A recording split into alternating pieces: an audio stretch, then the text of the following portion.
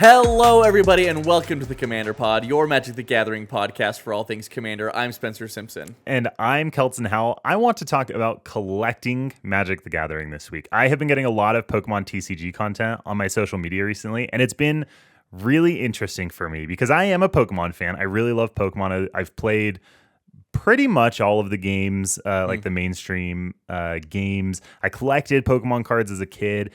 I did get rid of all my cards, and obviously I'm so sad about that now. Yeah.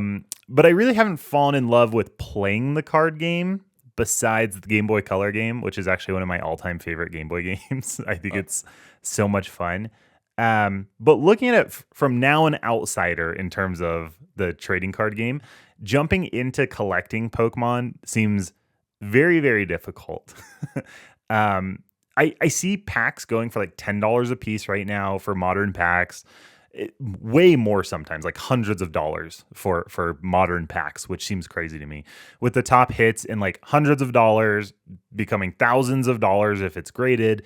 Vintage product is obviously crazy expensive and can be weighed or scanned in some cases. Which makes it really difficult to like buy with confidence.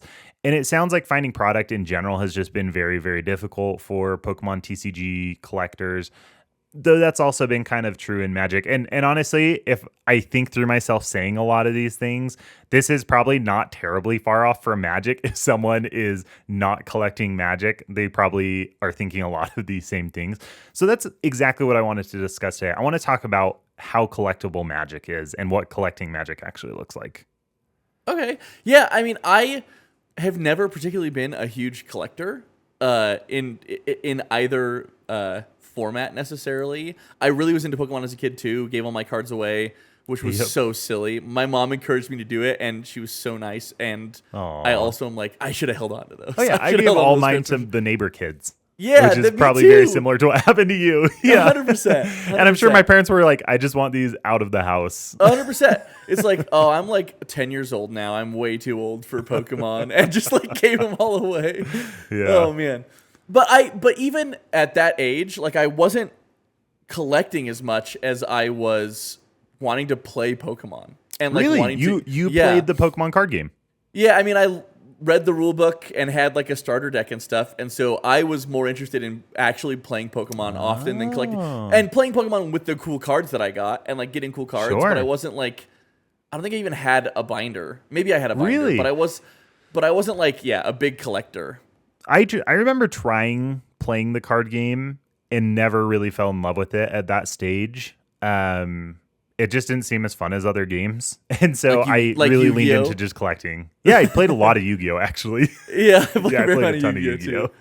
Yeah, I was so into like the game part of it and the competitive part of it as I kind of always have been. But more recently I found myself getting more into collecting Magic, and I think that's kind of a direction that maybe Magic is starting to go, is be more collectible. At least I am going in my Magic experience, right? Like for a long time, a lot of my collecting was collecting staples to build decks.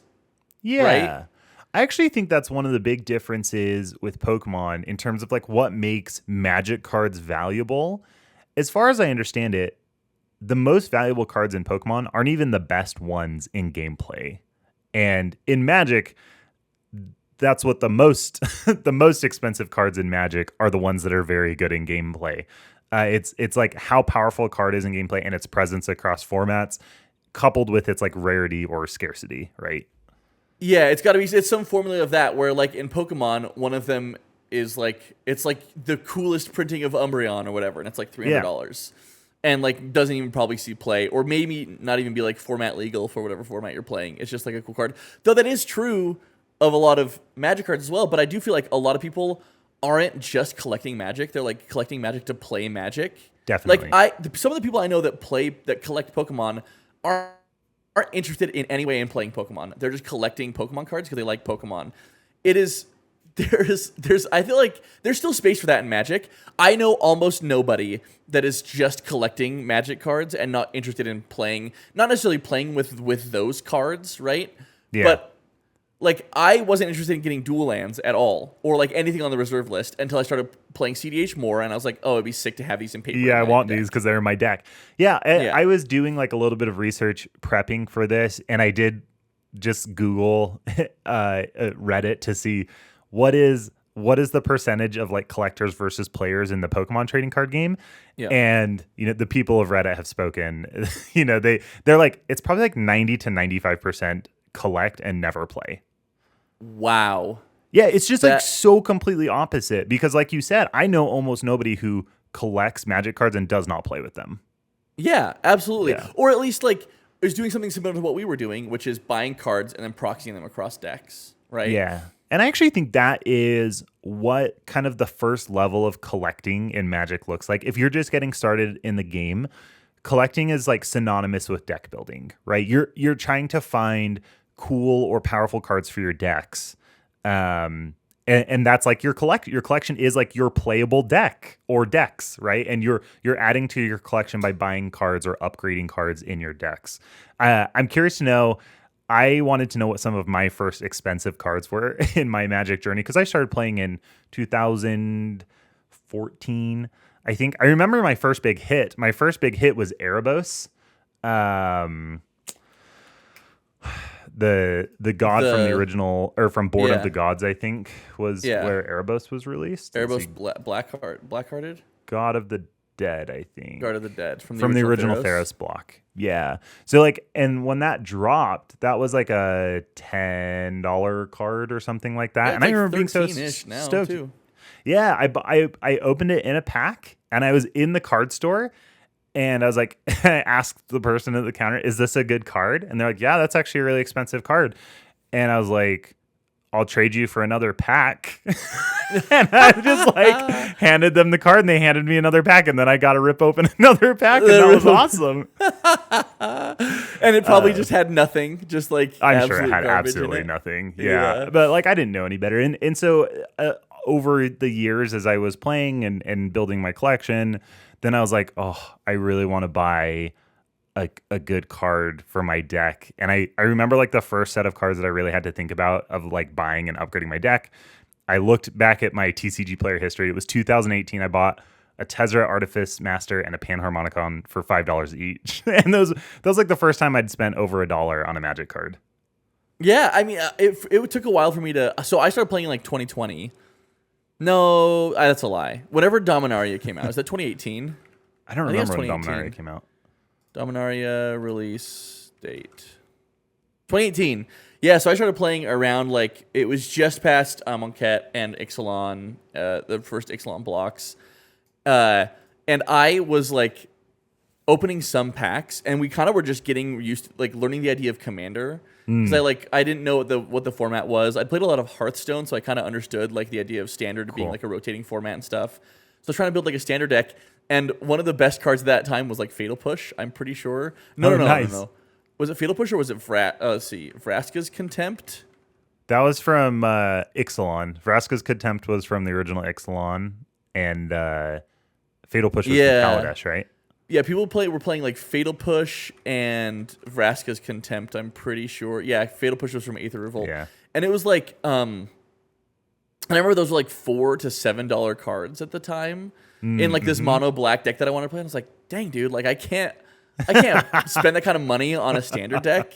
And so I just was like, I would just like go to my LGS and go through their bulk bins, which at the time, like, now 7 years ago, you could sometimes find some gems in there that like, just because they were like, 5-cent bulk bins. I still have like 8 or 10, what at the rat colonies, because they were just sitting in bulk bins. You fished out of the bulk bins. That's sweet. Yeah, absolutely. But even at that time, like I was just nervous to like spend money on it. And I think the first thing I spent any kind of money on was when we first were getting into Commander, and I was trying to build an Esper Artifacts deck with Sidri Galvanic Genius as the commander.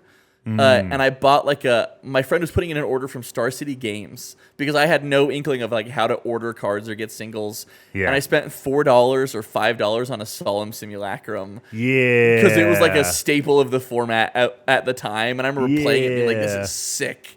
Like I'm so good at Magic. And And it took a long time even after that to like spend more money on cards. It wasn't until 2022 that like I bought a Shadow Spear that I was like stoked about. But it was like the first time I spent any real money buying a single, and it freaked me out. And I think that's one of the things that sometimes keeps people from getting into Magic, because I think if we're talking about Pokemon and the collectability of Pokemon, if people are getting into collecting Pokemon, it's because they like collecting, right? Yep. And if you're getting into playing, it's actually like super cheap to get into the playing side of Pokemon. Because you can build like a competitive level deck for sure less than $100, usually like $25 to $50, right? Yeah, 100%. I think the most I've seen is like $80. You bought me a deck a while ago, and I was like, how could I update this deck? What are the meta decks? Is this one of them? Yeah. And it kind of was, and it would have been like $60 to build the deck. Crazy. But in Magic, oh my gosh, can you imagine if like the top tier standard or modern deck was $60? It would be sick. I'd participate in standard all the time. I would for sure play standard. Yeah. And modern. Yeah. But I think it's because the collectability or the price of cards is driven mostly by, playability in addition to like the rarity of the printing and like any special printings or whatever. Even the base version of a card that is extremely playable and moderately rare becomes very expensive, and then the ones that are exorbitantly expensive are the special printings of those that people are doing to try to like pimp their decks out, right? Actually, I have so much respect for Pokemon that they have designed and released the card game in a way that it costs almost no money to play it, and all of the money is in collectability. That's actually so cool. And obviously they're successful because people go crazy for collecting it. Like there's so much money in collecting, and Pokemon's making so much money.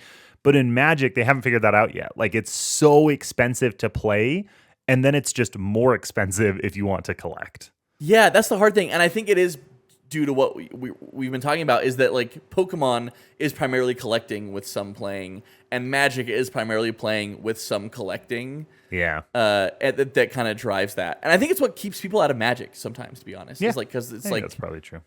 Talking to people like it's so expensive, and it's kind of what drives, I think, the early arms race of Commander that we talk about often too, is like, it's you start buying more expensive cards, and it's exciting to play with those cards, and then you play more and more powerful decks, and yada yada yada, and it kind of gets out of hand. You bought, I think you told me earlier, your Shadow Spear was like $18 at the time.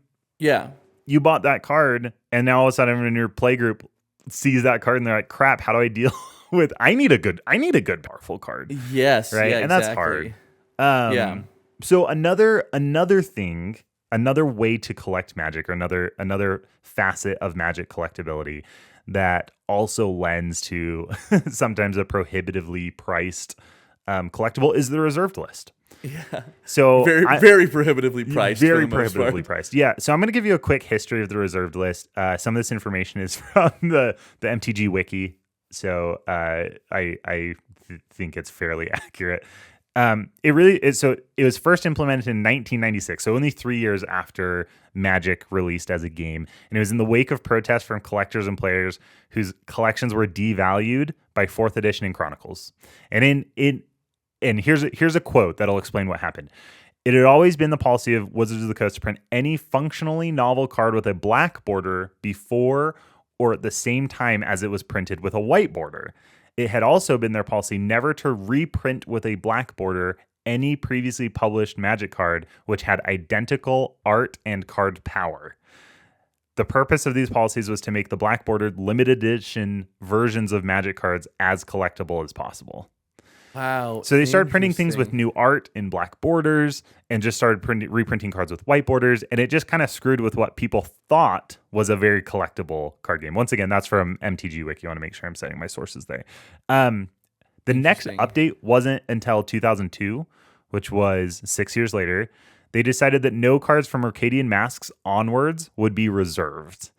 They also removed some commons and uncommons from limited edition due to public support, and then they also accidentally reprinted a card that was on the reserved list, so they just removed it from the reserved list. Wow. What card? Do you know what card it was? Yeah, I read it. It's not great. Trying to remember what the card was. I'll have to go back and look it up later. No. Nope, nothing good. And then the last update to it was in 2010, because you might be thinking to yourself, wait a minute. there's like a Gaia's Cradle promo. There's like other printings of cards that are on the reserve list after 1996, and that's because it wasn't until 2010, which was like 4 years before I started playing, that they said the reserve list also applied to non-premium versions of cards. Because before they had said it's only like the base versions of cards they wouldn't reprint. They could still reprint like promo products, or like there was like the From the Vault or whatever series that they would do, and they would include cards from the reserved list. And so it actually wasn't until 14 years after they established the reserved list that it like really locked down cards, and they were like, we're just not printing. We will not print any functionally identical cards that have all of the exact same attributes as these cards. I see. Interesting. Yeah. Interesting. Anyway, so that for that reason, this list of cards is seen as highly collectible because we can say with relative certainty that they're not going to be reprinted. And in many times, they are power level outliers, and it's not like Wizards is just going to print a strictly better version of those cards because they're busted. Yeah. So the most expensive cards on the reserve list are the most powerful and the most playable cards. So this would be like the Power 9, which are just 9 of the most powerful cards in Magic. The original dual lands, a lot of like the Mana Rocks, Gaia's Cradle, Wheel of Fortune. These are some of like the heavy hitters on the reserved list. Yeah, can I tell you one that surprised me a little while ago is Palancron is on the reserve list, which is basically Peregrine Drake, but it can bounce itself, right? Yes, and I think it has to do with rarity. I think it was a rare from the set, and that was kind of like what got hit by the reserved list at that time was they were saying they weren't going to reprint the rare cards. And there was actually a time where they said they would only reprint 25. It was something like there was like a 25-75 split where they're like, we're only going to reprint 25% of the rares from the set. And like the rest of them are like collectible, right? Oh, that's fascinating. So it's really weird. There's a lot of cards on the reserved list, and not all of them are very good. It's just that they were trying to preserve the collectability of those cards at the time. Yeah, well, because I the other day also found Great Whale, which is the same as Palancron, but doesn't have flying and doesn't bounce itself. It's like same cost, untapped 7 lands. It's also on the reserve list and from Urza's Saga, and I was like, why are these both on the reserve list? And I guess it's because they're rares from those early sets. Yeah, what is the cheapest card that you can buy off the reserve list? The cheapest card that you can buy off the reserve list? Oh, it's got to be something like... Well, most recently, up until Hashiton got printed, it was that enchantment that you discard a card as part of the cost or something like that, right? That was a really cheap one. Yeah, you can buy Phantasmal Sphere from Alliances for 30 cents. Oh, that's cool. Let me read it. It's 1 and a blue for a 0/1 illusion with flying. At the beginning of your upkeep, put a +1/+1 counter on this creature, then sacrifice this creature unless you pay 1 for each +1/+1 counter on it. When this creature leaves the battlefield, target opponent creates an XX blue orb creature token with flying, where X is the number of 1/1 counters on this creature. Gosh. Yeah, that's like an actively bad card unless you can find a really cool way to abuse it. But you too can own a reserve list card for 30 cents. Yeah, go buy one. Yeah, so there are a total of 571 cards, I think, on the reserved list. It only goes up. It only goes up from it's here. only going up from here. Buy it out. No, so yeah, like obviously the reserved list has a lot of cards. 571 cards is a ton. Most of them do not see any play. It's really like the top few dozen cards that carry a really hefty price tag and see a lot of play. Yeah, absolutely. Man, now I just want to look through all these reserve list cards and see what is the cheapest one that I could actually like feasibly play in a deck. Feel like you could play? I'm sure there are some fine ones. I feel like I kind of have to go kind of far. Some of them are gold border. Yeah, I don't understand. I think that might be because they were printed in World Champ. Yeah, it's just because the cheapest printing's in the World Champ deck. Is it World Championship deck? Gotcha. I see. Anyways. Okay. Yeah, reserve list is sick. It's probably, I think, when I think of Magic collectability, generally speaking, when I did think of Magic collectability, it was reserve list. In recent years, I feel like I've changed that understanding of Magic collectability because of all of the really cool alternate arts, and I think mostly because of special guests. I think special guests as really, or like special guests and bonus sheets, which since Strixhaven have kind of, I think, changed that a little bit. Totally. Yeah, I totally agree. That's been a big part of it for me because instead of just collecting for like a historical value of the card or like how powerful the card is, once you kind of have a good collection, then you're like, well, I want the cool art version of this card to make it look really cool in my deck. And there's a lot of ways that you can do that. You might find an artist that you really like, so you collect a lot of their cards. In Tarkir Dragonstorm, one of the special guests, I guess all of the special guests, I think there were only 5 special guests in that set. They had Dominic Mayer do the ultimatums. Oh, yeah. And so cool. Dominic Mayer is one of my favorite artists. I collect a lot of his art on cards. And so I bought a set of all of them in foil so that I could have the really cool art displayed like in them all laid out next to each other. So I definitely do that. You can also collect artist proofs. So these are like special artist editions of cards. You can get them signed by artists. You can have artists do alters of your cards. We have someone in our Discord who's doing an entire artist proof deck, and the entire deck is made out of artist proofs, and a lot of them have like custom drawings and paintings on them. That's so sick. Yeah, I have started trying to look into getting cards signed. I think it's so cool. Like, and that is, I think that's not an exclusively CDH thing, but I see it a lot in CDH decks because you're spending a lot of money putting a deck together, and so you kind of want to. I feel like the inclination is I want to make this deck cool and bling it out a little bit and stuff. Yeah, and some of those signatures look super cool. Like they kind of do this shadow signature on. They do on artist proofs too. I think it's a cool way to collect. Totally. Shout out to Budgie DH who's been working on that deck. You should check it out if you're in our Discord. 100%. Alters is one that I've never really looked into as much. I know. So you had, when we talked at the beginning of this year, we talked about our goals in Commander for the year. One of your goals was to buy a card off of the reserved list. And you recently did that, right? You bought your first reserved list card. 2, actually. You bought 2. I bought 2, yeah. Both of them kind of on accident, which is terrible. One of them, I bought a copy artifact. It was a screaming deal on eBay. That one was a really good deal. You and I actually both had looked at that one. I know. And both submitted offers to the buyer. Yeah, not an accident. We both had looked at that one, but they were selling it, and we both submitted offers that were just kind of under what they were asking. And I was like, they're probably not. Like, mine wasn't super under, but they were already doing a pretty good deal. And I was like, maybe I can save $1 or $2 or whatever. And I ended up winning that bid, so I bought a copy artifact on accident. What was funny was I think you were like, oh crap, the copy artifact sold. I should have just bought it. And then it turns out that you were the person who had bought it. I was the one that won. I was looking at the listing, it was like sold. And then a couple days later, I was looking at my email and I got an email from eBay, or got a notification from eBay that's like, hey, your copy artifact just shipped. And I was like, wait, what? And the other one I ended up buying was a Survival of the Fittest, which was kind of an expensive one. I had been looking at one on eBay, and this was a late night. It was late. I can't. I'm not allowed on eBay. I shouldn't be allowed on eBay because I was late at night looking at this, and it was like $120 or whatever. And market it's like $2 or $30 or whatever on. Yeah.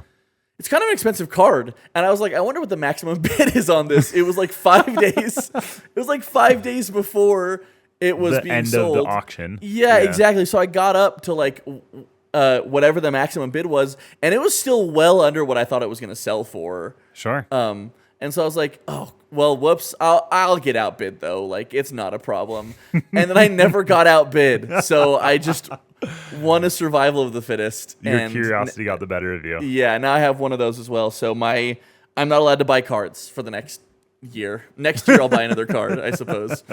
Well, I was going to say that I'm glad that you were able to fulfill one of your Commander goals for the year. I didn't have this goal at the beginning of the year, but I think it's a goal of mine now. I want to get an altar of a card. That's cool. But I don't know how to go about doing that. So I kind of feel like it's the kind of thing where you see one and you're like, oh, that's cool. And then someone can like recommend the artist to you so that you can feel reasonably confident that's going to be a good altar. So I really want an altar of my Grima Saruman's Footman card for my because Grima it's bad. deck. Because it's I already don't love because it the doesn't art. feature Grima very much. Yeah, it feels like Grima's not even hardly the main character in the card. Yeah, he's a so little bit in I the want a negative cool space. altar of that card. So if anyone listening knows of a cool altar artist, shout them out in the comments. I'd really love to get in touch with them. That sort of thing in artist proofs, like maybe this says more about me than and how bad I am at finding out how to do things, but those feel like things that don't have like easy avenues into them, right? Like each stage of collecting Magic kind of does that, I think. Like when I think about my collecting Magic, I was like buying packs and I was going to bulk bins, and then I realized stores sold. Then I realized you could buy singles, and so then I bought singles through a friend, or then bought some from my local game store, and then found out TCG Player exists and started buying them from TCG Player. And then I learned about secret layers, and like you kind of just like that progresses. And I feel like that step is another one where you're like, well, I don't. And each of those steps feel pretty natural, I think. And then that next step of, well, I want something altered. The avenues must be, like you were saying, you see someone that has an altar, you say, that's sick. Who'd you get that altar from? Or you just have an artist that you think is sick, and you reach out to them and say, hey, would you be willing to do an altar of this card for me? I know some artists like advertise it on their websites where you can buy one of their proofs and request like a drawing or something on the back. Yeah. But you're right. Like there's no way to know that unless someone tells you, or yeah. Can I tell you my thing with altars and signatures as well? I'm getting over it with signatures a little bit, but like I wouldn't want to do it on like one of my expensive cards, I don't think. Oh, sure. Yeah. Maybe. But I'm also probably not going to sell it ever, and it's like a fun thing that I've collected and I get to keep, and so I'd like maybe the memory of like a cool signed card. I wonder how you would feel after your first one. I know. I think you'd get hooked. But jumping over that cliff, I think, is what makes me anxious about it, you know? Like you don't want someone to write on your $200 Mox. Right. Opal. Yeah. Well, like I've got like Tasigur, right? This is my Tasigur. This is a foil Tasigur, but it's like $1. Yeah. And so I'll be like, hey, Igor Kierliuk. That's who does this one. Chris Ron does the other one where he's got the bananas next to him. Yeah. Would you sign this for me? You know, and I could maybe track them down and try to get them signed. But I feel way more confident about that with my Tasigur than I do with like my Force of Will or whatever. I honestly, whenever I see a Grima for a good deal, I just pick up extra copies of it because I figure at some point I'm going to want to do some alters, or maybe I'll try and alter myself. Cool. And so I just want to have a bunch of those cheap cards laying around that I can mess with. Yeah, that's very cool. So speaking of art, I mean, we were talking about like artists and like kind of like signed cards and alters and things like that. They're really cool special printings that just have cool art, right? There are just alternate versions of cards that have different art. You can collect cards that are in foil, that have showcase treatments, that are special guest treatments, like you mentioned. Secret layers we've already mentioned as well as like promos, like judge promos. I got my first judge promo card that I was very excited about. I got a Training Grounds judge promo, which is really cool. So So this is something that I am just coming to in my collecting journey. It's like trying to get cool printings of cards. Like I think in the past, sometimes I've bought a foil version of a card if it was like 50 cents more or whatever. Like I might as well get the foil. Or sometimes the foil was like cheaper if it was like a lightly played foil versus like a near mint non-foil or whatever. Mm-hmm. But can I show you one of my favorite alternate art cards? Let's do it. So this is Sacrifice. This is a foil special guest Sacrifice from Duskmourn. And so this is like one of the Duskmourn, one of Valgavoth's priests like descending into his lair with like a sick, doesn't really catch it on the camera very well, but I think it's such a sick, it's one of my favorite arts. And this was the first time that I've, in my Magic career, bought a card. Like this was like, I think $15 or something when I bought it. Sacrifice is like a $3 card or something. And this is the first time that I've paid like a meaningfully more, like greater amount of money to get just like a cool art because I liked it on a card. Cool. And I think that is like part of the collectability of that is when you are like you just like the art of something, so you're gonna buy it just because.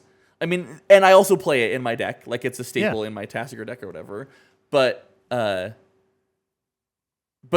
think that's something that I'm trying to get more into. But sometimes it can be hard because it's like I could buy another card with that $10. You could buy a lot of other cards with that $10, right? Yeah. And I think that's why Magic is really interesting in that collecting it is and the value of cards is the intersection of like how much the card is played and then the rarity of that particular printing of the card. One thing that's been really interesting is looking at showcase treatments. Showcase treatments have been cards that I think they only over the last few sets shown up in collector boosters. Okay. And so there's, it's you've already got a premium price tag on the booster, and these cards are really premium versions of the cards. I want to pull up the ones from Tarkir Dragonstorm. So give me just a moment that's here okay. while I pull those up, because I want to talk about them for a second. Yeah, okay. So the Ghostfire showcases, I think that you could only open these in collector boosters. Maybe it's the Halo foil version of them that you can open in showcases or in collector boosters. Whatever it is, these are like the extremely rare version of the cards. I see. Yeah, I'm looking at the Craterhoof Behemoth right now. Yes, exactly. So the most expensive one is the Ugin. And the Ugin, the non-foil version of the Ugin is $120, which is 4 times the cost of the cheapest printing of that card. And then the foil version is $522 because it's more rare to get it in the Halo foil, right? Right. So that's like the peak of collectability from that set is the foil showcase thing. Yes. That's because Ugin is a very, very good card.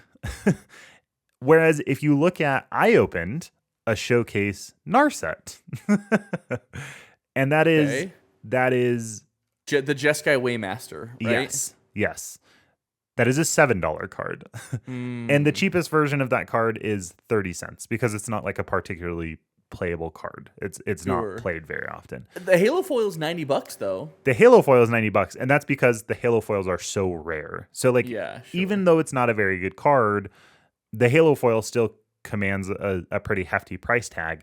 But it's interesting to me that there's like that big of a difference between, and I think the cheapest one was Skirmish Rhino. You could get if you get the Halo foil Skirmish Rhino, it's $35. Oh, that's still pretty good. Yeah, but that's a big difference from $500. Yeah, right? Sure. So it's just interesting to me that the most rare cards, because the Skirmish Rhino is probably equally rare as the Ugin, but the Ugin's way more expensive because it's playable.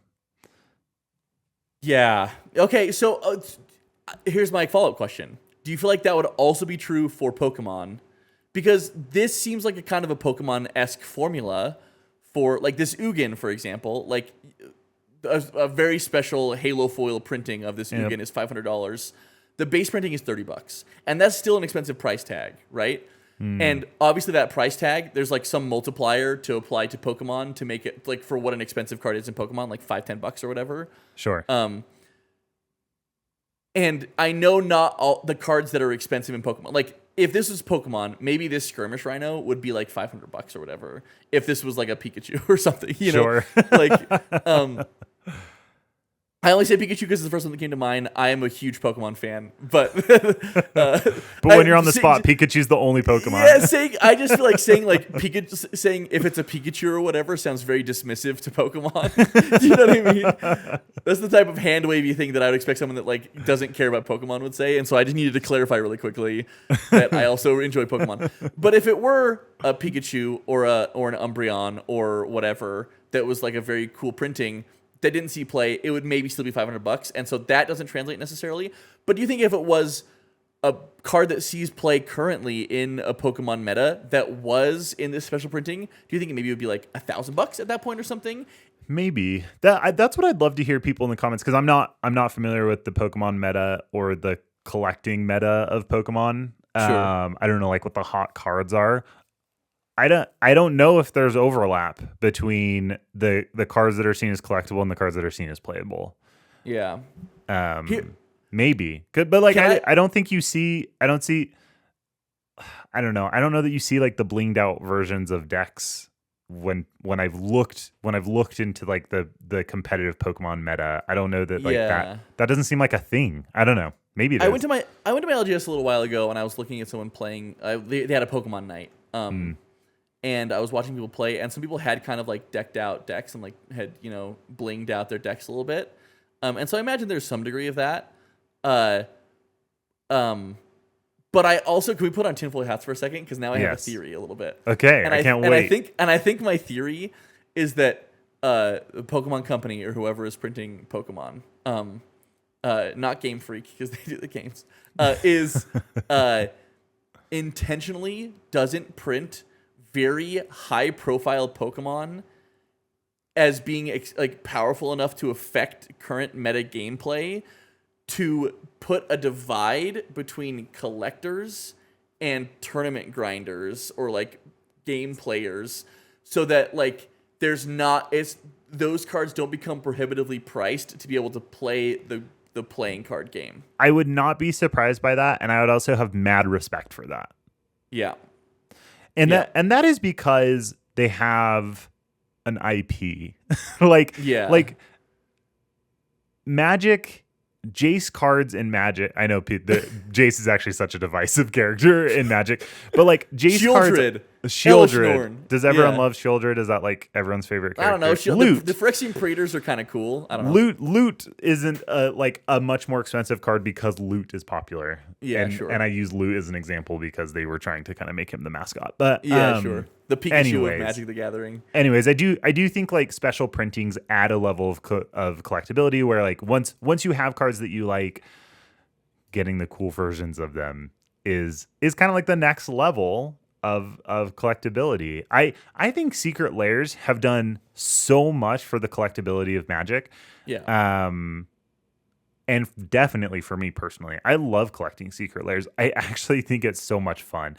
And sometimes I'll buy Secret Lairs because I love the art and I don't even plan on playing with the cards. I just think they look really cool. And that's fun. It's fun to be able to collect Magic in that way because there's not much else about Magic that is collectible in that way. Can I ask you a question about Secret Lairs? Yes. Where do you think the line is for you? Because I feel a little bit like a hypocrite because I have said publicly, I don't know if I said it publicly, but I've said to you several times, the next Secret Lair. And now you're saying it publicly. And now I'm saying it publicly. I have said, if there's a Secret Lair that I like the art of, I'm just going to buy it. I don't care what the cards are. Like, because I just want to keep them. I think it's cool. And, you know, maybe the value goes up or whatever. Like, the one I've always kicked myself about was the Frank Frazetta art with the Dark Ritual from forever ago. Because Mine was like City Styles. That's the one I'm kicking myself on to this day. Yeah, right? Because, like, I want that art for Dark Ritual now in my deck, but it's like $100 card or whatever, right? Mm-hmm. And so that's what I've told myself. And yet, they just printed a very cool printing of Underworld Breach and a very cool printing of Dragon Rage Channeler that I really like the arts of, and I'm not buying them, right? Yeah. So at what point do you think, does it have to be worth it? Does it have to be $30 worth of cards for you to say, I'm going to buy this and also just for the art? Like, at what point do you draw the line? That's a really great question. I'm going to give you two examples because I just went through this week. Okay. There's the Secret Lair Commander deck that's currently for sale called Everyone's Invited. And it has like, 10 new card printings to 10 new cards with art or whatever. And it's flopping. It's flopping really hard in terms of Secret Lair Commander decks. Very well. But I really liked some of the art. Like, I think the Morophon art, the Commander, is so sick. Yeah. I think it's really, really cool. I also love the art on Maskwood Nexus. I'm trying to find it so I can look at it while I'm talking about it. I think it's so cool. It's very cool. The Maskwood Nexus is like $30 right now, and the Morphon's like $27, 25, something so like that. So 60 of the $200 price tag. Yeah. I have been wanting to build a Morphon deck. And I've like worked on a Morphon deck multiple times at this point. And so I was like, and I have never loved any of the art for Morphon previously. I've always thought the art on Morphon didn't look that great. So I bought the Morphon. I think I like the Maskwood Nexus art better. It's more fun. It's really cool. I do not play Masquerade Nexus, and I don't have any interest in playing Masquerade Nexus. So I didn't buy the Masquerade Nexus. So there is, as much as I want to buy, because our secret layers just for the art, because there have been several recently that I have thought is really cool. There's one in the Chaos Vault right now that's called Little Witch something or other. Yes. Adventures don't of the buy Little that Witch. one though, because that's the one. That's the one where they're doubling the price on the foil, Yeah, right? it's like $60 for the foil. Yeah. Sorry. So it's 4 cards, but the art is fantastic, and I really liked the peel 'em and stick 'em secret layer that had like the stickers. I thought the art on that one was really, really cool too. Yes. But like when it came down to putting it in my cart and checking out, I was like, I love the art, but I don't see myself playing any of these cards. And I can't, like, for the Little Witch one, I was like, I love the art. It's not worth $60 to me for the foil on this bad boy. Yeah. And that's, so maybe I haven't completely gotten over that yet, where like there does still have to be some amount of gameplay utility for me to appreciate the card and feel like I'm using its full value because I'm actually playing the card. Yeah. Well, and playing the card, and I think for me also that like it has to be like somehow adding up to the value to it for me. Like the one I just bought that I really liked was the Twisted Tunes Secret Lair. I have that one here too. Because of this culling the week, I think the art is so fun cool on it, and the silence, and it had like silence and Winds of Abandon, and it didn't quite add up to that much in terms of like value. But it got close. But it got kind of close, and I thought it was just like, and so that was one that I was like, I like this art, I'm gonna buy it because I think the art is very, very fun. I like this cartoony style. I've always kind of thought cartoons are fun. That is definitely how I started interacting with secret layers. Like when secret layers were first a thing, I only bought them if the value of the cards was better than the price of the secret layer. That's the only time that I ever bought the secret layers, because I was like, well, I just am buying them for the cards. So if the cards aren't worth as much, I'll just buy the singles, the cheapest versions of those cards. And it only makes sense if it's a deal. I am past that now. I will spend money on a secret layer, even if the cards are not worth it with their cheapest printings. I think I'm reaching that point. I think I'm so. While you've been talking, I've been perusing TCG Player for some of these secret layers. And the ones that are up right now, the one that have the Dragon's Rage Channeler, and the one that has the Underworld Breach, right? Yeah. They're $40 for the foils if you want to get the foils, right? For the not the raised foil, but the rainbow foil edition, the normal foils, the normal foil edition. I looked each of them up. They're around $18 to $20 each as singles. Yeah. And so I think I don't know, depending on the card, I might start trying to interact with singles just by with secret layers, just by buying the singles that I want from those secret layers. Yeah, that's what I just did with Morphon, because I wasn't willing to spend $200 on the deck and then try and piece out the rest of the deck to make my money back. Yeah, 100%, because I could spend $40 and get the Dragon's Rage Channeler and the Underworld Breach and none of the other chaff from. That's cool. And those were the two that you wanted out of those 2 secret layers. Yeah, exactly. So that's something I might start doing too. Because I think I'm going to amend my statement that I'm going to stop. I'm not going to buy Secret Lair just for the art. You're going to buy Secret Lair singles just for the art. Just for the art for cards that I want from them. Yeah. I'm not going to get baited into buying these other cards that I don't like. But if it's an artist series, sometimes it's so fun to have the full set, you know? Yeah, for sure. I don't know. Anyways, we have talked about Secret Lairs for long enough. But I'm going to bring them right back up. So another thing to talk about in terms of collecting is cards that I would consider like rarities. And these would be like Secret Lair prize cards. So this is something that Wizards has started doing over the last few years, where as compensation for winning an event, you actually get like a Secret Lair prize card where there's an extremely limited number of those cards available. I think, how many of those brainstorms were there? There were like 4 given out or something like that. So they're thousands of dollars if you want to pick up one of those special brainstorms, because they're such a limited run. Yeah, they're calling them like Secret Lair Showdown, right? Yeah. And it's like and I think they give them to like top 8 and then the champion. So there's like 8 of a certain one and then 1 of the champion one, right? Something like that, yes. Yeah, so for the Showdown Brainstorm, only 4 of these cards were distributed in 2023. Oh, wow. Yeah. So top 4. So like it doesn't show up on TCG Player because it's not a thing, right? So Yeah. I know that these were bought. I think someone bought at least one of them. So I know that there is a price. I just don't know what it is. But yeah, I assume it's in the thousands of dollars. Same thing with like rarities, like old foils that are extremely rare, misprints. There are certain misprints that can be worth a lot of money.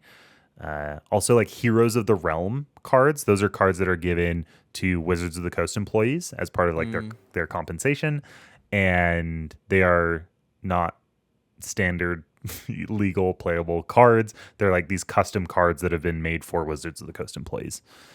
Oh, interesting. And those aren't available to buy on like TCG Player. Usually somebody else, they work with a middleman to sell them if they're deciding to leave the company and sell off their collection and things like that. Yeah, I've seen some of those. Like I think I followed like a YouTube channel where they like talked about things that they're technically not Commander legal over because they're just like one-off printings of cards. Yeah, they're cool.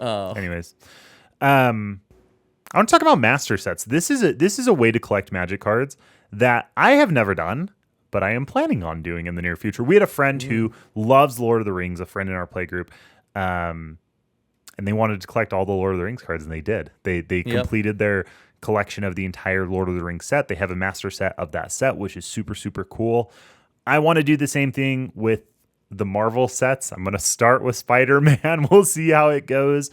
And I also kind of want to do it with Avatar: The Last Airbender because those are a couple of IPs that I personally really enjoy. I know this is kind of a big thing in Pokemon to collect a master set. Sure. I assume I've heard about it in Magic. I assume that there's still a number of people who do this in Magic, but I don't hear it talked about as often as I've seen in my social media content for Pokemon. Yeah, that is not something I've ever been particularly interested in doing. That being said, I feel like for most sets, this would not be very difficult. No. Lord of the Rings was a crazy one to choose to do it for. Because he also wanted to collect like the special guests or the box toppers. The box toppers are crazy, which I think he has all of them. He has, he's collected all of them. That's crazy. Which is super cool. That's one that I'm kicking myself for not getting a Theoden and me about a Balin's tomb. Yeah, so they were so cool. I thought to myself, that'll go down, which was so dumb. Which was so dumb of me. But yeah, I feel like depending on the set, this is very feasible. It's such a gamble with some of these Universes Beyond sets because I just don't know. Because like Lord of the Rings was crazy. Like made so much money. A lot of the cards became very expensive. Final Fantasy is kind of our next test for this of how well an IP is going to do. Final Fantasy seems like an IP people are pretty feral for. Just like I was gonna say rip. Like I do feel like the signs are pointing to it's going to be mad collectible. Yes, I think so too. And they've also started doing like more collectible printings than they were doing even in Lord of the Rings. And they kind of, I think Lord of the Rings is one of the sets where they were like getting their feet wet with like, here's a bunch of different printings. Here's showcase scrolls. Here's the movie poster holiday printings. Special edition. Yeah, exactly. Crazy. So it seems like they're doing that pretty heavily for Final Fantasy, and it makes me wonder if Final Fantasy will look kind of like Pokemon, where like, or it'll be still a Magic the Gathering type thing where it's a very expensive card. Like the one I'm excited to get is Sephiroth because it's probably the best Aristocrats card ever printed. Yeah. And I don't know. I'm sure it'll be expensive. It'd be interesting if it started moving in a Pokemon type direction where the alternate arts of Sephiroth were more expensive and Sephiroth, the base printing of Sephiroth was like cheaper-ish, but I don't think that's going to happen. But I don't know. I'm curious because good cards have just been very expensive no matter what in Magic. Yeah. So I am very curious to know about that. I will let you know as I'm building a master set of Spider-Man how hard it is to collect all of Spider-Man. Yeah. I assume they're just going to print more than they did for Lord of the Rings just because the Universes Beyond stuff has been doing so well.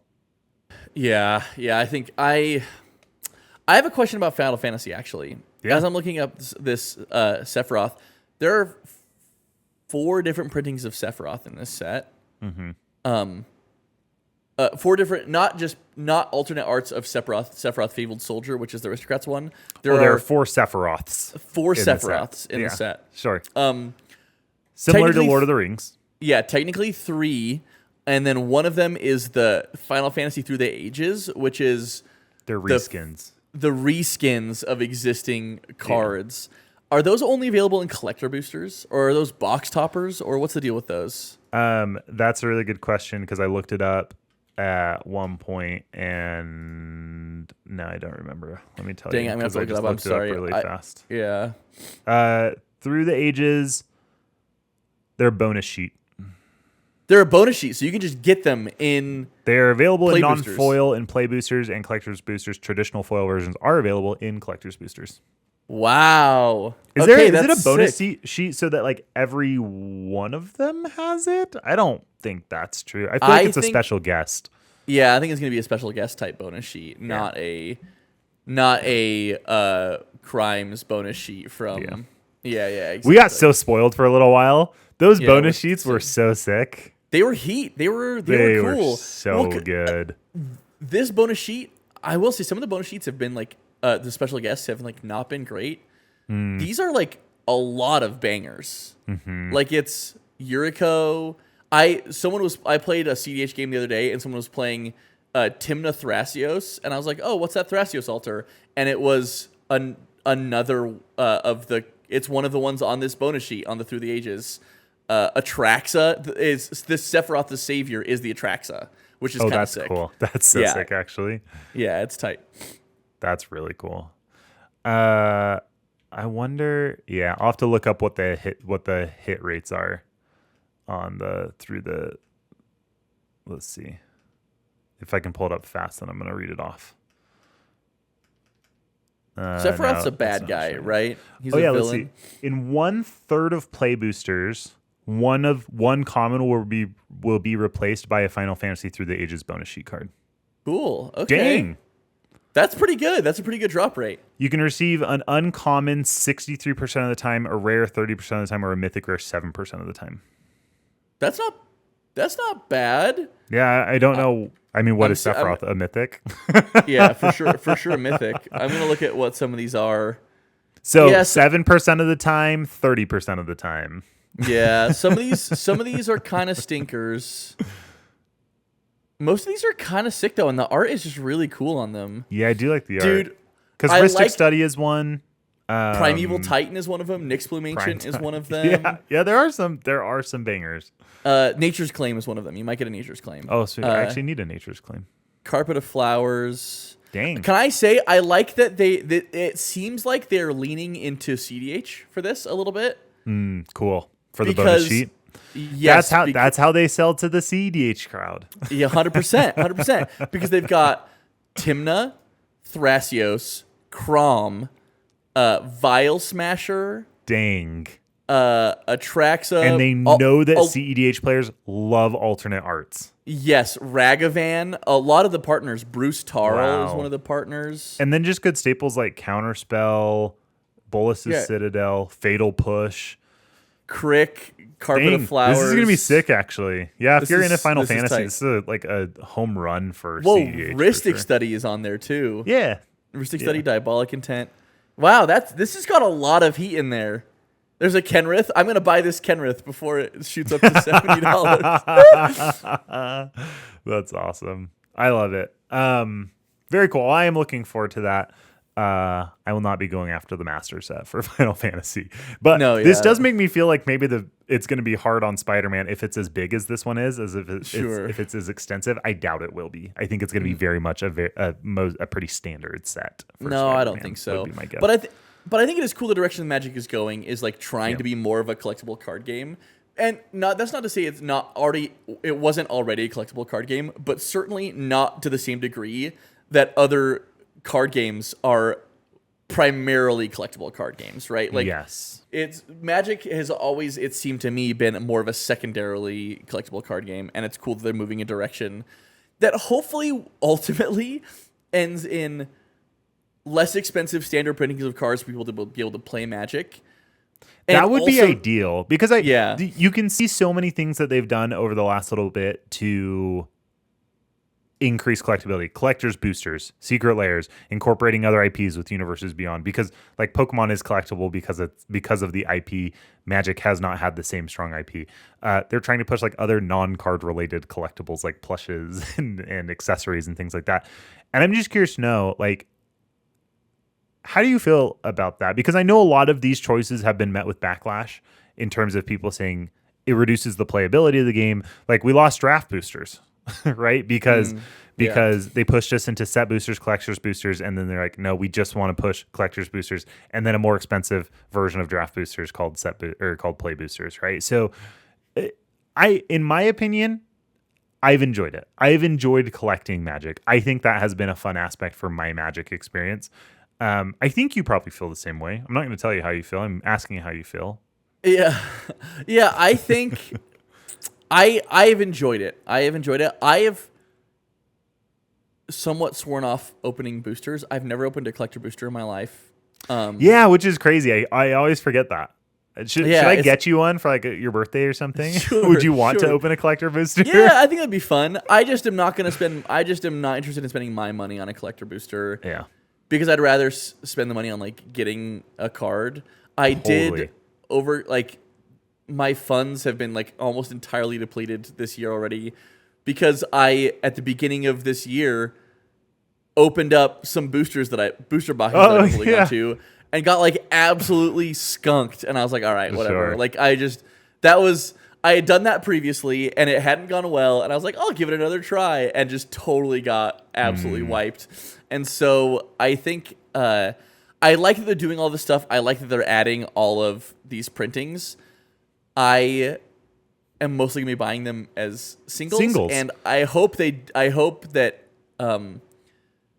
what I really hope doesn't happen is that it lowers the price of standard printings and then like exorbitantly raises the price of the special printings, because it would be cool to be able to get a special printing. Like I hope they do I like. Would you prefer? Because let's use Pokemon as an example, and we are speaking like so out of our depth in Pokemon. Yeah, absolutely. So all of this could be wrong, but from what I understand, the base playable version of the card is pretty cheap.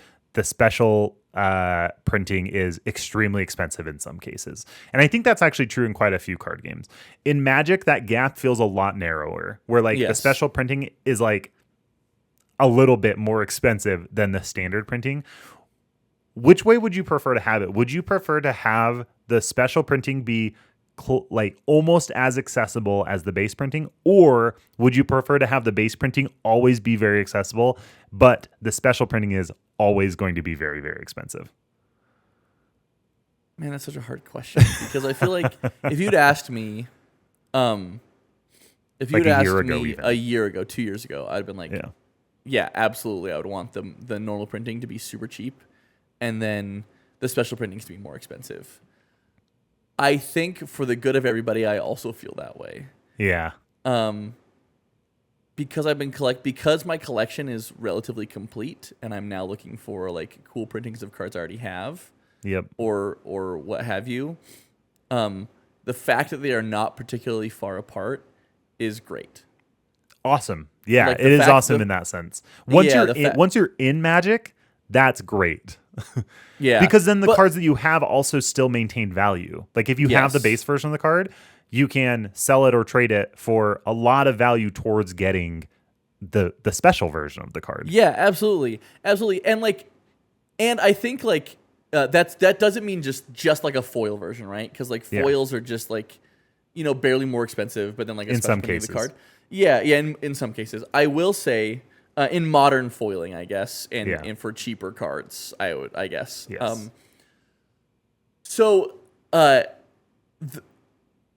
But the reason that I think it would be great for it to be cheaper is because I just barely built 5 beginner decks, 5 beginner commander decks that aren't even playing that crazy or that expensive of cards. Like for the most part, are playing pretty chill cards with a couple more expensive more exciting cards. Sure. and each of them was about $100 to build. And again, aren't playing anything that spicy. They're all monocolor. Now, tribal synergies tend to be a little bit more expensive if they haven't been reprinted frequently because they're popular. Because they're popular. And all the decks are tribal decks. But